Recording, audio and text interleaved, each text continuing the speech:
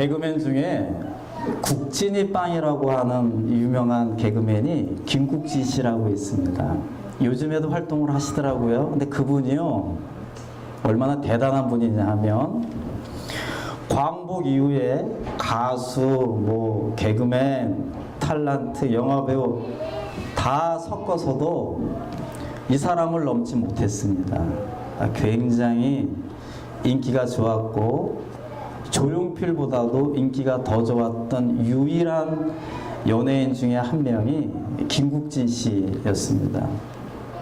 이분이 그 KBS 프로그램 중에 예전에 남자의 자격이라고 했었는데 거기에서 대학생들을 모아놓고 강연을 했습니다. 여러분들 연예인 집단 중에 가장 똑똑한 집단이 어디인가? 개그맨들입니다. 굉장히 똑똑하고요. 개그맨들 부인들이 미인이 많습니다. 그래서 대학생들을 모아놓고 강연을 하는데 강연의 주제가 바로 이 인생은 바로 롤러코스터와 같다라는 주제였습니다. 우리의 인생은 올라갔다가 내려가고 내려갔다가 올라가고. 권사님 인정하시죠? 네. 네. 지금 어디세요? 예. 지금은 좀 올라갔어요. 예, 올라갔어요. 다행입니다. 예. 예. 이 김국지 씨가요, 연예인 중에 1위였는데 어느 순간부터 조금씩 내려가기 시작을 합니다. 이분 표현으로는 5년 동안 매 1시간, 매 1분마다 자신이 내려가고 있다는 것을 느꼈대요. 처음에는 희망차게, 아주 야심차게 시작했던 사업이 망하게 됩니다. 사업이 망하면서 사랑하는 아내와 이혼을 하게 됩니다. 자신이 이겨내기 위해서 골프에 몰입을 합니다. 그래서 내가 프로골프 선수가 되어야겠다라고 해서 자그마한치 15번을 테스트를 하는데 전부 다 떨어졌습니다. 자신이 끝이 어디인지 모를 정도로 계속해서 밑으로 내려간대요. 그는 대학생들에게 이렇게 이야기를 합니다. 아기가 걸으려면 2000번 이상을 넘어져야 걸을 수 있다라고 이야기를 합니다. 지금 여러분과 저는 멀쩡하게 있지만 다 2000번 이상 넘어졌던 사람들이에요. 그러면서 이분이 이렇게 얘기합니다. 우리는 앞으로도 계속해서 넘어질 거라고.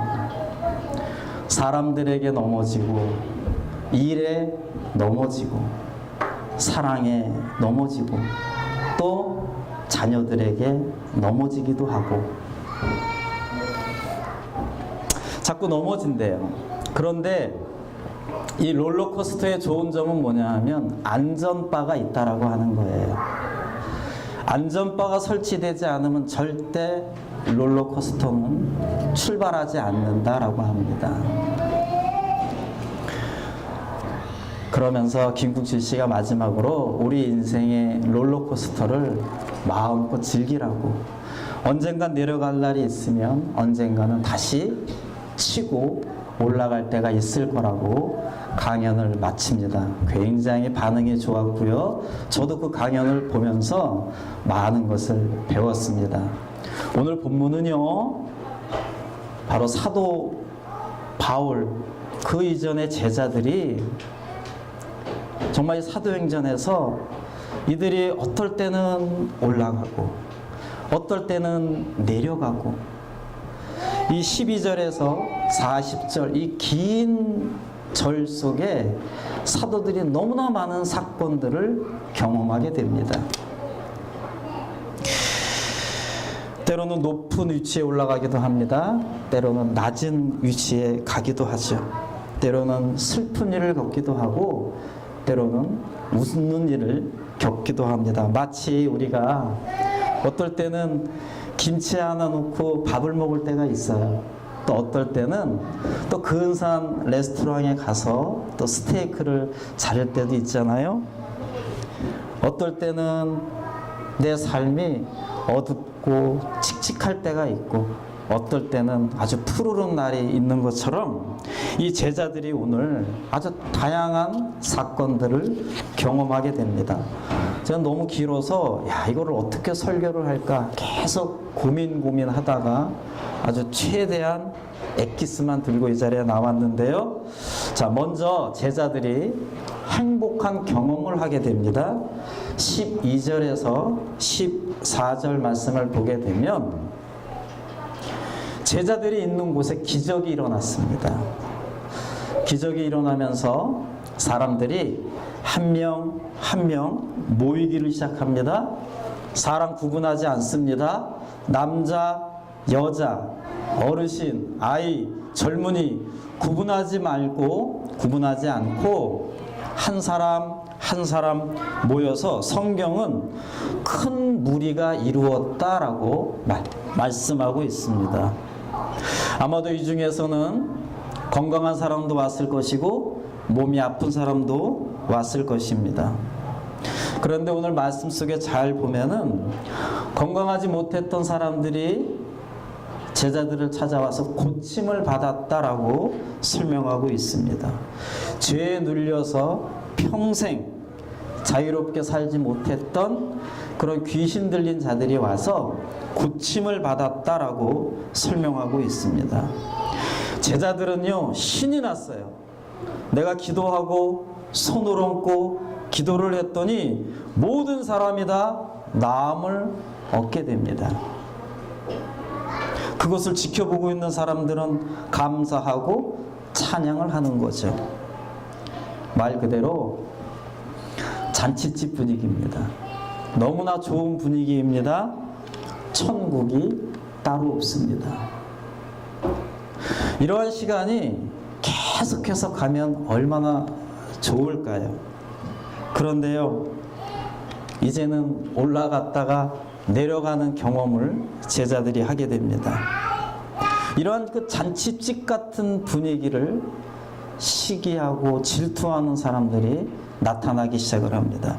17절, 18절에 보면 이 시기하는 사람들 바로 대제사장과 사두개인들이 현장에 나타나기 시작합니다. 이들이 누구입니까? 이들은 기득권자들입니다. 힘이 있는 자들입니다. 명예를 좋아합니다. 사람들에게 인기받는 것을 좋아하는 사람들입니다. 내가 힘이 있기 때문에, 내가 돈이 있기 때문에 나는 무엇이든지 할 수 있다라고 생각을 하는 사람들이죠. 아주 지금의 현실을 즐기는 사람들. 사두개인들은 오죽하면 이들은요, 부활이 없다라고 주장을 합니다. 부활이 없다라고 주장하는 가장 큰 이유는 지금의 삶이 너무 행복한 거예요. 너무 좋기 때문에, 너무 즐기고 너무 좋기 때문에 부활조차 없다라고 부인을 하는 사람들, 바로 저 사두개인들입니다. 힘이 있기 때문에 자기가 가는 길을 방해하는 사람은 무조건 다 어떻게라도 할 수 있는 사람들, 그 사람들이 지금 이 잔치집 같은 분위기 현장에 나타난 것입니다. 그들은 점점 인기가 많아지는 제자들을 잡았습니다. 그리고 옥에 가두게 됩니다. 자유를 박탈하는 거죠. 자기 인생의 걸림돌이 되기 때문에 그 걸림돌을 제거하기 시작을 합니다.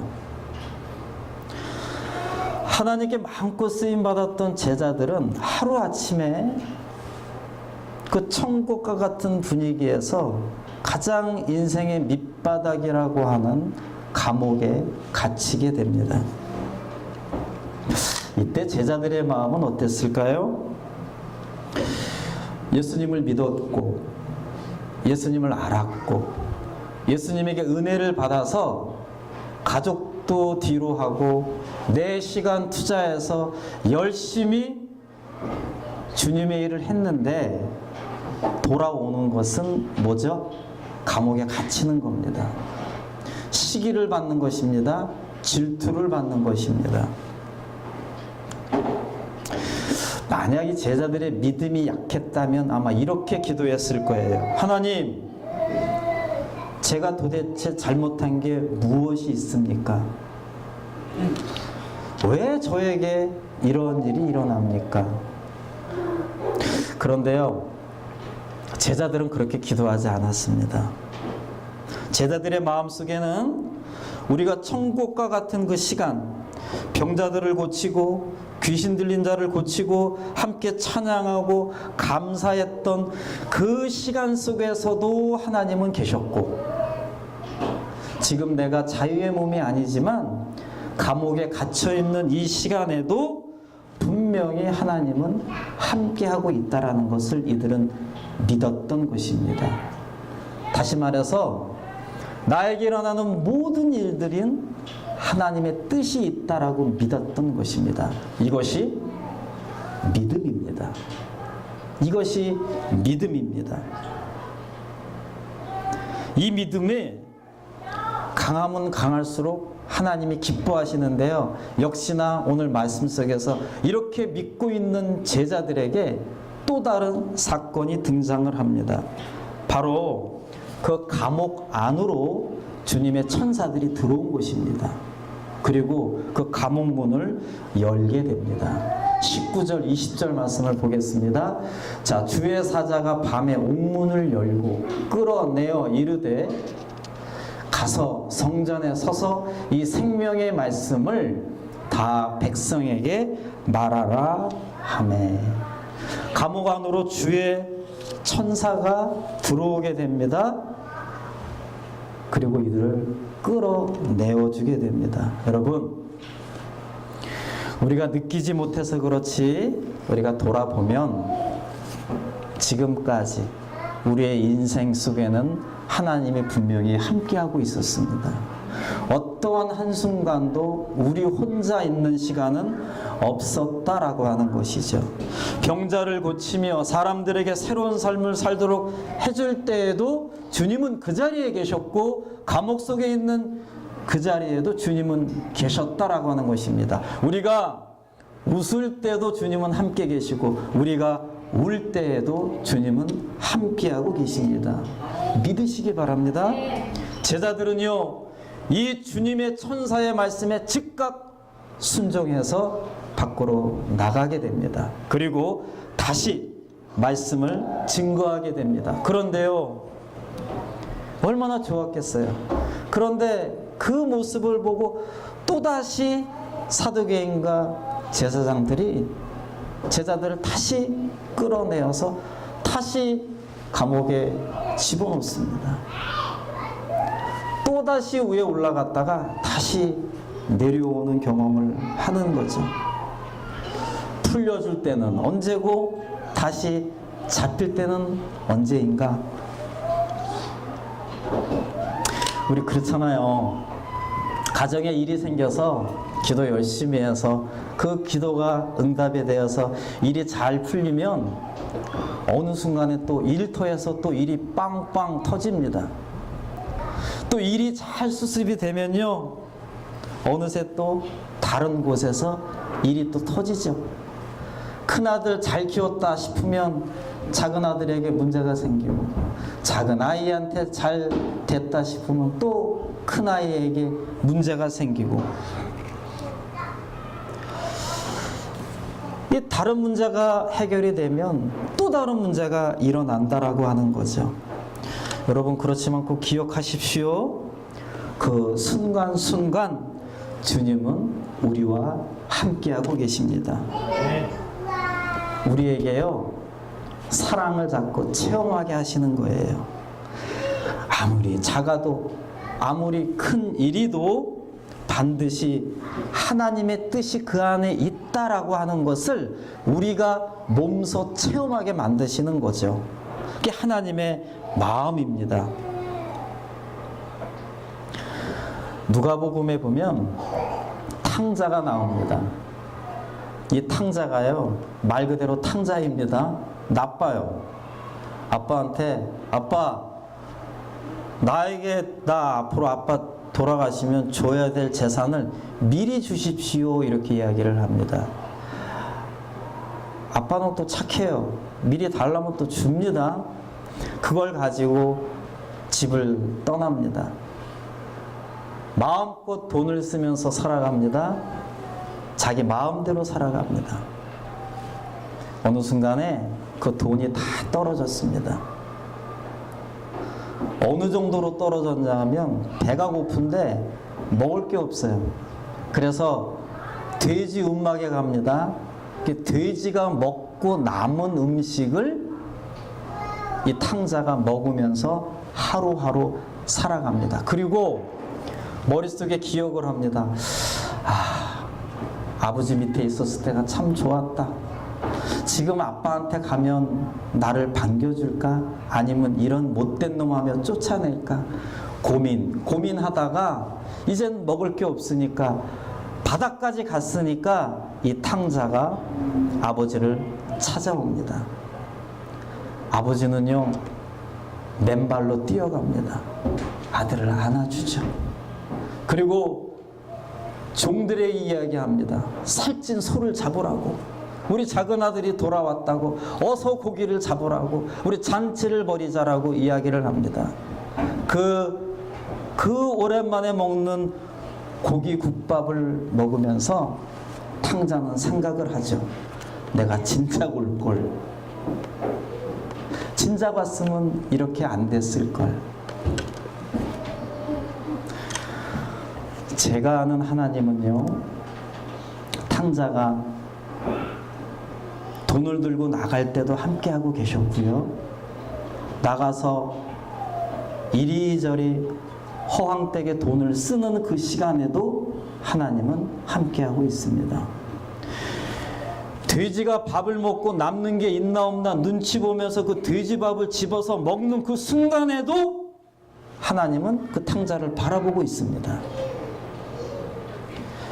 집에 돌아왔을 때도 하나님은 함께하고 있다는 겁니다. 우리 인생에 단 1분, 단 1초도 나 혼자 있는 시간은 없습니다.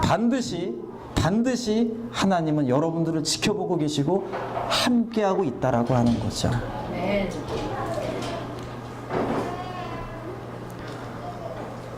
제자들이요, 아니 풀려주었는데, 그것도 천사들이 와서 풀려주었는데 곧바로 잡히니까 제자들은 당황했을 거 아니에요.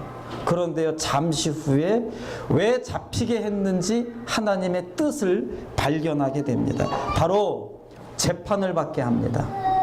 26절에서 28절을 보게 되면 공식적인 자리에서 재판을 받게 됩니다. 그 재판 자리에서 제자들에게 말할 수 있는 그런 기회가 생긴 겁니다. 나는 예수님을 믿는다고, 나는 부활하신 예수님을 믿고 있다고, 그분이 나의 아버지이시고 나의 구세주이고 그분이 십자가에 달리셨고 그분이 나를 위해서 부활하셨다고 만인석상에서 선포를 하는 그 시간을 갖게 되는 거죠. 당당하게, 자신감 있게, 조금도 주저하지 않고 사람 눈치 안 보고, 제자들은요, 약자이지만 그 말할 수 있는 기회를 얻게 된 것입니다. 병자들, 귀신 들린 자, 그때는 약한 자들에게 예수님의 사랑을 전할 기회를 얻었다라면 하나님은 다시 감옥에 집어넣으셔서 이번에는 강자들에게, 센 사람들에게, 관료들에게 예수님을 증거할 수 있는 기회를 주시는 거였습니다. 다 하나님의 뜻이 있는 거죠. 이 말을 들은 재판관들이 가만히 있었겠습니까? 33절입니다. 그들이 듣고 크게 노하여 사도들을 없이 하고자 했다라고 했습니다. 이제는 죽음이 왔다 갔다 합니다. 사도들은 당당하게 예수님을 증거했고 그 말을 들었던 대제사장과 사두개인들은 이제는 도저히 안 되겠다, 화가 날 만큼 났고, 그래서 제자들을 죽여야겠다라고 마음을 먹습니다. 하나님의 뜻이 어디에 있을까요? 그런데요, 성경은 놀랍습니다. 이럴 때 한 사람이 정말 짠 하고 나타납니다. 가말리엘이라고 하는 사람입니다. 가말리엘이라고 하는 사람은 백성들에게 존경을 받는 사람입니다. 동시에 아직 예수님을 잘 모르는 사람입니다. 재판관들은 이 제자들이 더 이상 있으면 안 되겠다, 죽여야 한다라고 이야기할 때 갑자기 예수님을 모르는 가말리엘이라고 하는 사람이 등장을 합니다. 여러분들, 당시에는요, 내가 존경하고 섬기는 스승을 랍비라고 합니다, 유대인들은. 그런데요, 그거보다도 모든 사람들에게 존경받는 스승을 랍반이라고 이야기를 합니다. 랍반. 이 사도행전 당시에 랍반은 총 7명이었습니다. 그 중에서 가장 존경받는 사람이 2사람이었는데 그 중에 한 사람이 바로 가말리엘이었습니다. 그 유명한 사도 바울도 이 가말리엘에서 공부를 한 사람인데요, 이 사람이 예수님은 비록 믿지 않지만 학자답게 논리적으로 이 재판관들을 설득을 하게 됩니다. 어떻게 설득을 하는가? 38절에서 40절 보겠습니다. 가말리엘의 말입니다. 이제 내가 너희에게 말하노니 이 사람들을 상관하지 말고 버려두라. 이 사상과 이 소행이 사람으로부터 났으면 무너질 것이요, 만일 하나님께로부터 났으면 너희가 그들을 무너뜨릴 수 없겠고 도리어 하나님을 대적하는 자가 될까 하노라 하니, 그들이 옳게 여겨 사도들을 불러서 책찍질하고 예수님의 이름으로 말하는 것을 금하고 놓아주었다. 아주 학자답게 딱 2가지 이야기합니다. 이 사람들 내비둬라. 이 사람들 자기네 마음대로 하면은 백성들이 싫어할 것이고, 만약에 이 사람들이 하나님의 뜻으로 했다라고 하면 너희들이 그 벌을 받고 있는 거니까 건드리지 말라고, 그냥 풀어주라고 이야기를 합니다. 참 어른답죠. 존경받는 어른답죠.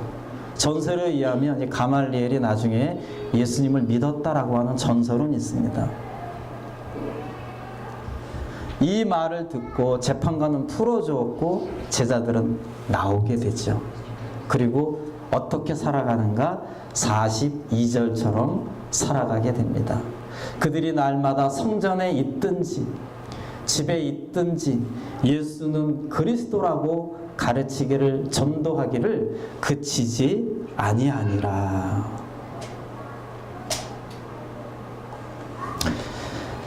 제자들이 어디에 있든 예수님을 증거했고 예수님의 말씀대로 살았고 전도하며 살았다라고 하는 것입니다.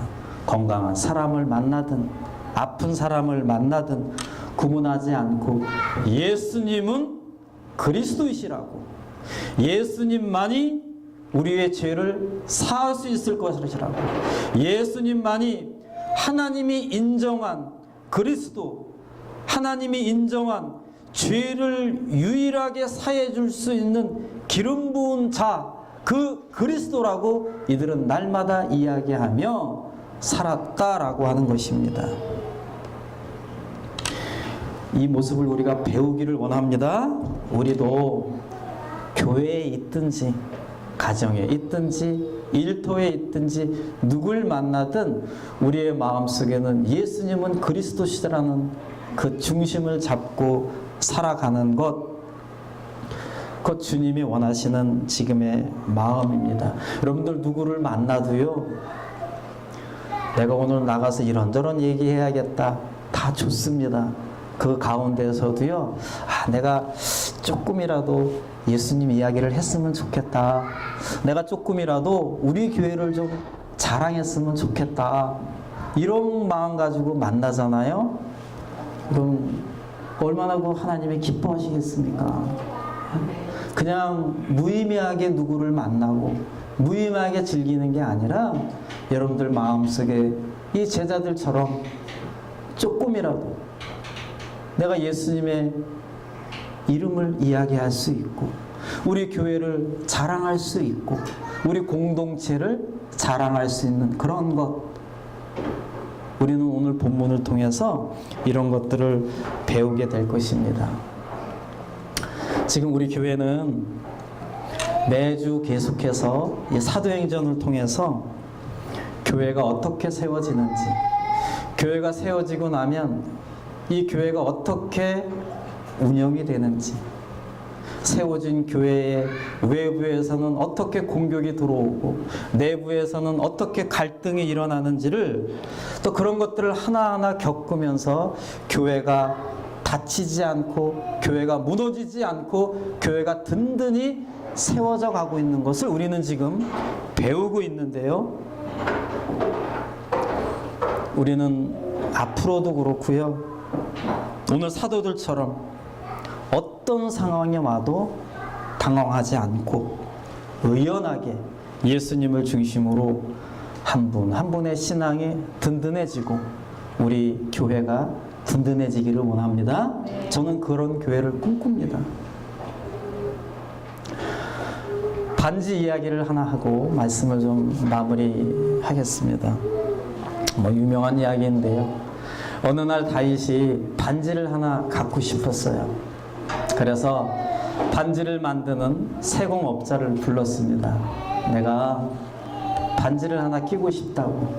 그런데 단순한 반지가 아니라 그 반지에는 글을 하나 썼으면 좋겠다라고 하면서 세공업자에게 부탁을 합니다. 그 글은 무슨 글이냐? 내가 전쟁을 하고 내가 사람들과 악인들과 싸워서 이기고 나서 내가 그 글을 보면 교만한 마음이 없었으면 좋겠다. 이렇게 주문을 합니다. 동시에 내가 너무나도 좋은 일이 있고 기쁜 일이 있고 행복한 일이 있는데 그 글을 보면 잊어버릴 수 있는 글이었으면 좋겠다. 또 한 가지, 내가 절망을 하고 내가 힘든 시간을 보낼 때 이 글을 보고 내가 이겨냈으면 좋겠다. 그 글이 좀 반지에 써 있었으면 좋겠다. 세간공은 왕의 지시에 따라서 열심히 반지를 만듭니다. 그래서 반지를 완성을 했습니다. 그런데 이 글을 어떤 글을 써야 우리 다윗 왕께서 교만하지 않고 절망하지 않고 살아갈 수 있을까 고민하다가 그게 잘 안 되니까 그 다윗 왕의 왕 아들인 솔로몬을 찾아가게 됩니다. 그리고 여차여차해서 반지에 글귀가 필요한데 무엇이 좋겠습니까? 라고 했을 때 솔로몬이 조용히 기도하다가 알려주죠. 이것 또한 지나가리라. 이것 또한 지나가리라. 그 글귀를 반지 속에 기입하게 됩니다. 다윗 왕은 저 반지를 보면서 이 세상에 살면서 일희일비하지 않습니다. 너무나 좋은 일이 있다라고 해서 거기에 푹 빠지지도 않고요. 너무나 절망스러운 일을 겪는다고 해서 거기에 또 푹 빠지지 않게 됐다라고 하는 것이죠. 유대인들은요, 저 반지의 글귀를 보고 그 낙지의 그 대학살 속에서도 버텨낼 수 있었다라고 합니다. 여러분 혹시 요즘에 너무 잘 나간다고 우쭐대십니까? 이것 또한 지나갑니다. 너무 괴롭고 너무 슬프고 이거를 내가 어떻게 해야 되나 하루에도 몇 수십 번씩 고민하는 것들이 있습니까? 그것 또한 지나갈 것입니다. 여러분들 아름답고 그 예쁜 젊은 청춘 지나갈 것입니다. 밤이 오면 새벽이 오고 새벽이 오면 다시 밤이 찾아옵니다. 아무리 잘 나가는 사람도 어려움이 생기게 마련이고, 지금 너무 어렵고 힘들어도 반드시 쨍하고 해 뜰 날은 올 것입니다. 자, 중요한 것은요, 그 순간순간에 나 혼자가 아니라는 것입니다. 그 순간순간에 하나님은 반드시 여러분과 함께 하실 것입니다. 절대 혼자가 아닙니다. 여러분들의 인생의 롤러코스터를 마음껏 즐기십시오. 단, 이 안전바를 예수님에게 맡겨야 합니다. 예수님에게 맡기고 내가 하루하루 매 순간순간 살아갈 때마다 그렇게 생각하셔야 됩니다. 나보다도 나를 더 잘 아시는 하나님이 나에게 가장 좋은 것을 주시기 위해서 이러한 과정들을 겪고 있다라고 생각하시면 됩니다. 그렇게 생각하시면 그 어떤 것도 이길 수 있습니다. 살면서 가장 큰 고통은 죽는 것입니다. 우리는 그 죽음을 이긴 부활의 종교입니다. 그 어떤 것도 우리를 막을 수가 없는 거지. 오직 우리와 늘 함께 하시는 그 하나님만을 바라보시면서 날마다 하나님과 동행하시는 여러분과 제가 되기를 간절히 바라겠습니다. 예, 기도하시겠습니다.